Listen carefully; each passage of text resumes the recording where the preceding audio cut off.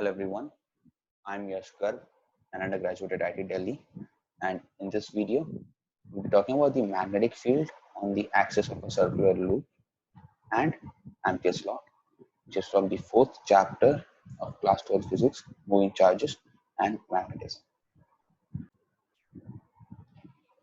तो इसमें हम वही देखेंगे कि एक सर्कुलर लूप है तो उसके एक्सिस होता है, उस पर आगे दूर जाके कितना मैग्नेटिक फील्ड होगा ये बायट-सावर्ट्स लॉ से हम कैलकुलेट करेंगे और फिर हम देखेंगे एम्पियर सर्कुलर लॉ है जिससे हमारी कैलकुलेशन बहुत आसान हो जाती है मैग्नेटिक फील्ड। तो अब हम देखते हैं magnetic field on the axis of a circular loop. ठीक है, तो हमारे पास ये एक सर्कुलर लूप है जो वाइजर प्लेन में है। ओके, और इसमें करंट फ्लो कर रहा है आई, जैसे यहाँ दे रखा है। ओके, और अब हम चाहते हैं कि इसकी जो एक्सिस है एक्स एक्सिस होगी, करेक्ट, क्योंकि अगर ओ सेंटर है उसके एक्सिस है एक्स एक्सिस, तो हम चाहते हैं पॉइंट पी पे जो एक एक्स डिस्टेंस दूर है उस पे कितनी मैग्नेटिक फील्ड होगी सर्कुलर केस को कैलकुलेट करना चाहते हैं, है ना। तो अब हम बायट-सावर्ट्स लॉ से जानते हैं कि एक डीएल लेंथ अगर लेंगे हम तो उससे एक पॉइंट पी पे कितनी मैग्नेटिक फील्ड क्रिएट होगी अगर उसमें करंट आई फ्लो कर रहा है। तो हम जानते हैं मैग्नेटिक फील्ड हमने देखा था लास्ट वीडियो में कि ये प्रिंसिपल ऑफ सुपरपोजिशन फॉलो करता है। तो बस हम इन सब छोटे छोटे पार्टिकल्स के मैग्नेटिक फील्ड क्या होगी उनका प्रिंसिपल ऑफ सुपरपोजिशन लेके सम करके यहाँ पे मैग्नेटिक फील्ड ढूंढ सकते हैं। वैसे जनरली ये सब करना बहुत मुश्किल होता है, बट यहाँ पे सिमेट्री की वजह से कैलकुलेशन करना आसान हो जाता है। ओके, तो अभी हम देखते हैं ये स्मॉल एलिमेंट डीएल की वजह से क्या की मैग्नेटिक फील्ड होगी। तो यहाँ पे डीवी की मैग्नीट्यूड कितना होगा ये तो हम फॉर्मूला से जानते ही हैं कि mu naught by 4 pi I dl cross r by r cube होगा, राइट।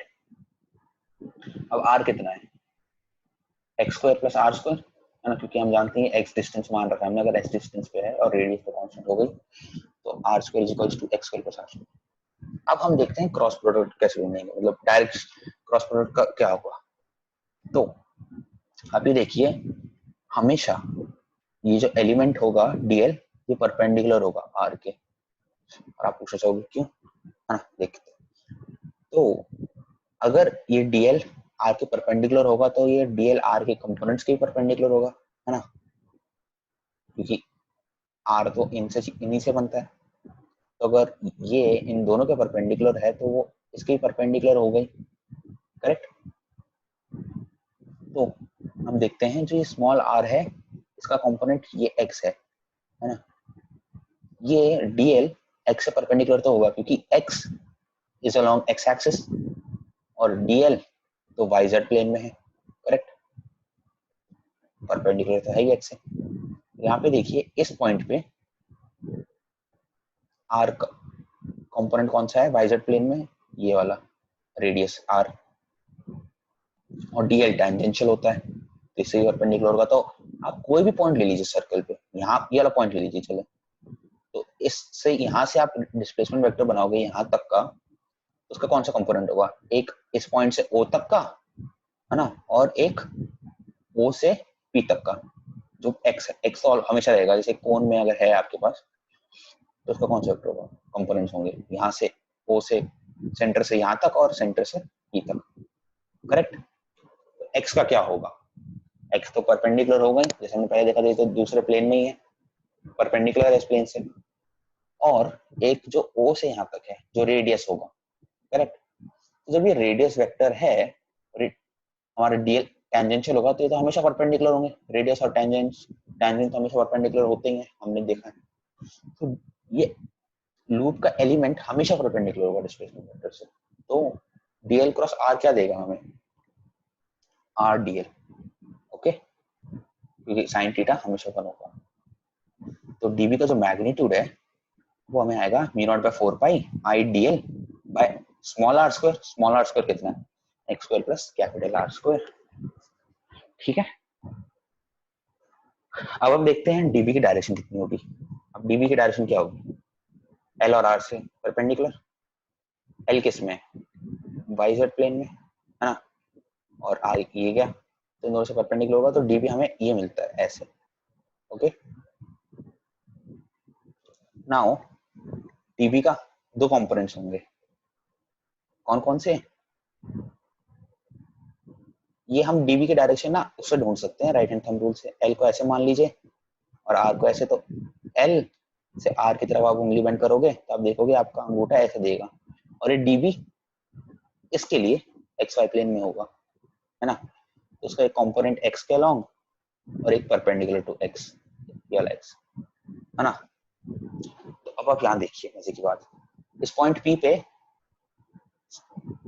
जो भी मैग्नेटिक फील्ड क्रिएट करेगा हर एलिमेंट डीएल, उसको जो आप कंपोनेंट्स में ब्रेक करोगे, एक होगा अलोंग एक्स हमेशा, एक होगा परपेंडिकुलर, चाहे वो एक सर्कल में क्यों ना, मतलब आप समझ रहे कि जैसे ये तो एक्स वाई प्लेन में है, दूसरा एक ये सर्कल बना देगा ना ऐसी वाई जेड प्लेन का, दूसरा एक और ऐसे सर्कल में होगा कहीं और।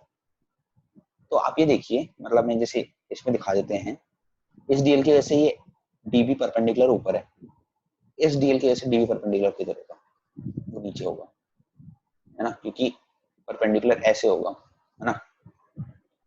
ये रेडियस वेक्टर है तो परपेंडिकुलर ऐसे होगा इस डायरेक्शन में, तो डीबी परपेंडिकुलर इधर और डीबी एक्स इधर। तो आप देखोगे इसकी वजह से और इसकी वजह से जो डायमेट्रिकली अपोजिट है, ठीक है, से डीबी परपेंडिकुलर कैंसिल हो जाएगा, सिर्फ डीबी एक्स बचेगा। तो आप जब सबको ऐड करते जाओगे ना, इन सब चीजों को, छोटे छोटे कंपोनेंट्स को, तो ये अपने आप अपने अपोजिट डायमेट्रिकली अपोजिट से परपेंडिकुलर कंपोनेंट्स को कैंसिल आउट कर देंगे, तो सिर्फ ये बचेगा एक्स के अलोंग जो कंपोनेंट है डीबी एक्स, है ना। तो डीबी एक्स क्या है?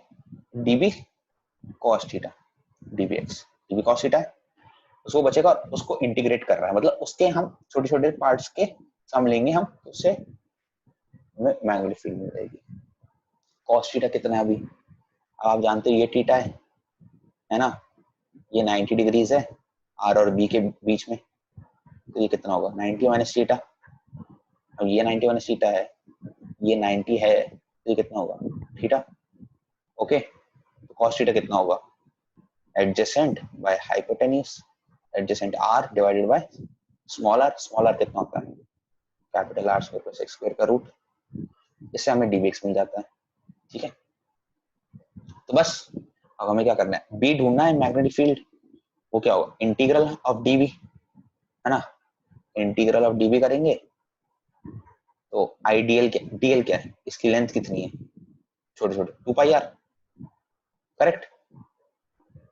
अब हमें देखिए जैसे ये जो डीबी एक्स है ये सिर्फ इसकी वजह से है, तो सबकी वजह से कितना होगा इंटू 2 पाई आर हो जाएगा, और इसी डायरेक्शन में होगा, तो 2 पाई आर लगा के हमें ये फॉर्मूला आता है, ठीक है, ठीक है।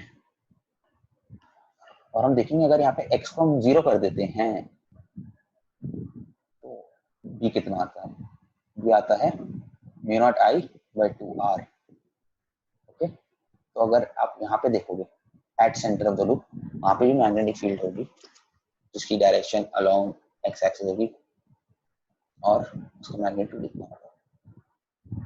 अगर आप कहो कि सर हमें डायरेक्शन कैसे पता चलेगी, है ना, कि यहाँ पे आपने कैसे कह दिया कि वो इस डायरेक्शन में होगा, पॉजिटिव एक्स में, नेगेटिव एक्स में कैसे नहीं होगा, है ना। तो जैसे ही करंट फ्लो कर रहा है तो आप अपनी उंगलियों को करंट की डायरेक्शन में बेंड कीजिए, राइट हैंड थंब रूल हर जगह आप यूज कर सकते हैं। जो करंट है की डायरेक्शन में बेंड करिए, तो आप अपनी उंगलियों को पहले ऐसे रखिए और ऐसे बेंड कर दीजिए, तो ये कौन सा एंटी क्लॉकवाइज, एंटी क्लॉकवाइज में आप अपनी उंगलियों को बेंड करिए, तो आप देखेंगे आपका अंगूठा ऐसे ऊपर की तरफ पॉइंट कर रहा है, तो बस मैग्नेटिक फील्ड ऐसे। आपका राइट हैंड थंब रूल आप हर जगह यूज कर सकते हैं इस केस में। अब हम देखते हैं एम्पियर्स सर्किटल लॉ, ये बहुत इंपॉर्टेंट है, और अगर आप इसको ढंग से यूज करोगे तो मैग्नेटिक फील्ड कैलकुलेट करना बहुत आसान हो जाता है। तो एम्पियर का लॉ एक्चुअली क्या है, उसने कहा था कि अगर आप लाइन इंटीग्रल लोगे of magnetic field along a closed hypothetical loop, मतलब आपने कोई भी एक लूप मान लिया, सर्कल मान लिया, कोई भी मतलब सर्कल जैसा कुछ भी आपने मान लिया, हाइपोथेटिकल क्लोज्ड होना चाहिए वो, है ना।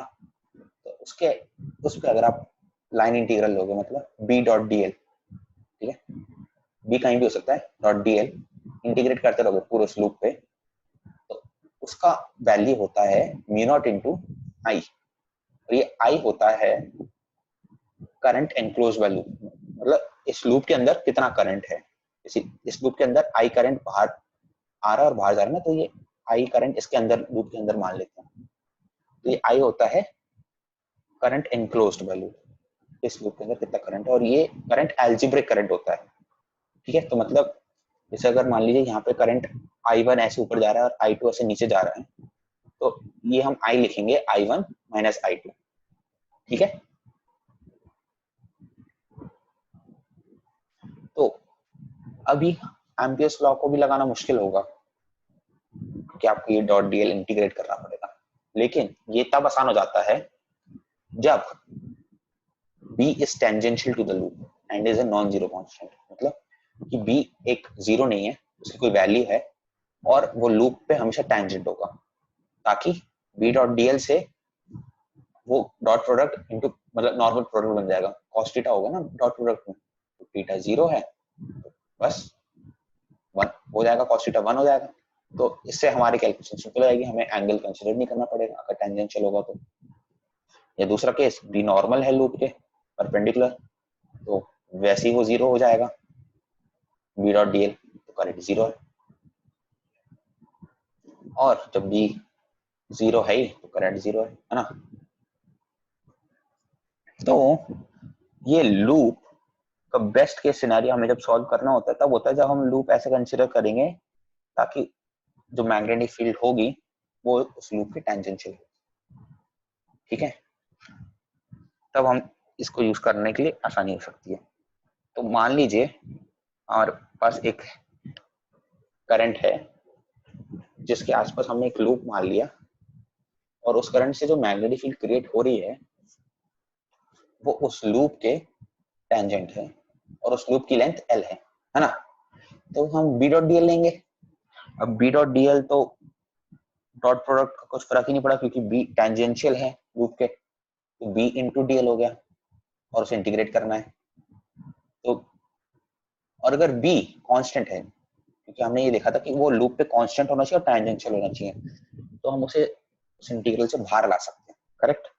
बी कांस्टेंट है और एंगल भी हमें टेंजेंशियल है, कांस्टेंट है, तो बस डीएल कर का इंटीग्रेट करना है। अगर लेंथ एल है तो B into L is equals to mu naught into I, I जो करंट एनक्लोज्ड है। तो एक एग्जांपल देख लेते हैं, ये स्टैंडर्ड एग्जांपल है।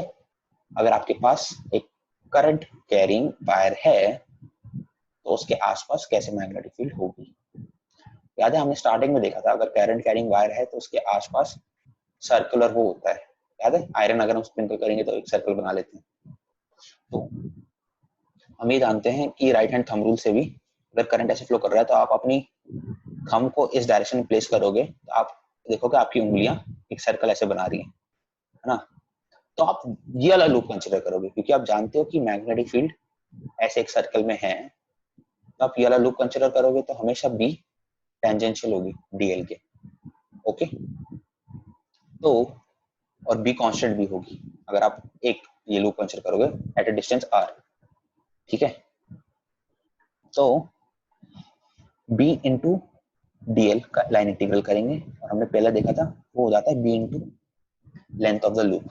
तो लेंथ ऑफ द लूप कितना है 2 pi R circumference, b into 2 pi R is equals to mu naught into current enclose. Current enclose कितना है मतलब इस लूप के थ्रू कितना करंट जा रहा है, आई जा रहा है ना, तो म्यू नॉट आई। तो इससे हमें पता चल जाता है b is equals to mu naught I by 2 pi r. ये इंपॉर्टेंट फॉर्मूला है, याद रखना। इससे हमें क्या पता चलता है कि अगर कोई करंट कैरिंग वायर आई है एट अ डिस्टेंस आर, उसका कितना मैग्नेटिक फील्ड होगा mu naught I by 2 pi r, और वो एक सर्कुलर लूप में होगा।